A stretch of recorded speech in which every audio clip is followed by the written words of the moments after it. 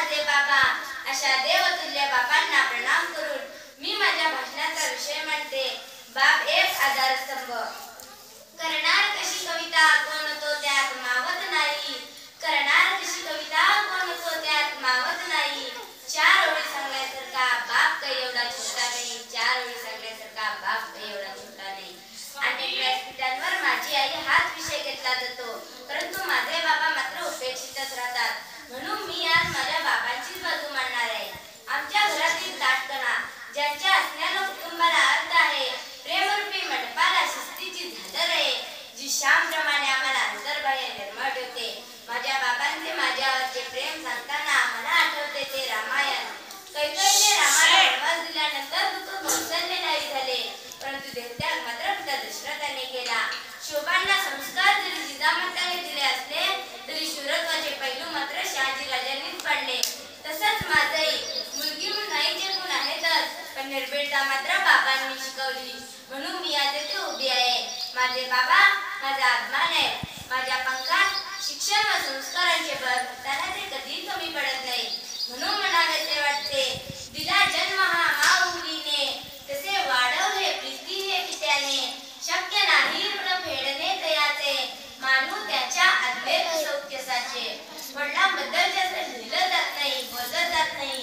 स्वामी तिन्ही जगाचा आई विना भिकारी या शब्दात कवी यशवंत आईचाच गौरव करतात. साने गुरुजी श्यामची आई या पुस्तकातून आपल्या अंतःकरणातील मातेच्या महतीला अधिक उजाळा देतात. परंतु या दोन पुरुषांना कळलं ते फक्त त्यांच्या मातेनेच का? छोट्या छोट्या कारणांसाठी आई चालते, पण जीवनातली मोठी मोठी वादळे पेलताना बापाच आठवतो. खरंच किती महत्त्व असतं वडिलांचं, पण ते कोणाला कळणार? मग मी ते समजून घेणार आहे.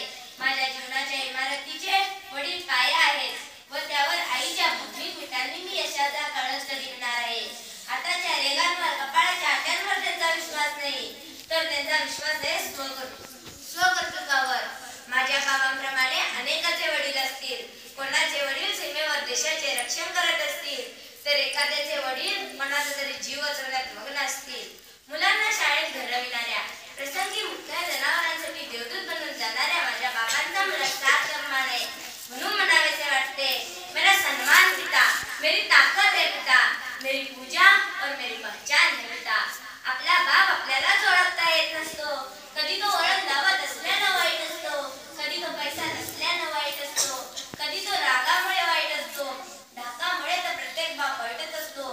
परंतु मुलांना स्वतःच्या पायावर उभं करणारा औषध म्हणजे बापाचा राग असतो.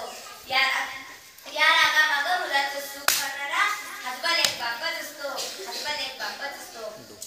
सैनिकी पिता जसे देशाचे रक्षण करतात, त्याचप्रमाणे शेतकरी पिता शेतात आपली हाडे झिजवून देशाचा व घराचा भार उचलतात. दुष्काळी परिस्थितीत ते आपल्या कुटुंबाचा भार कसा पेलत असतील एका बापालाच माहीत.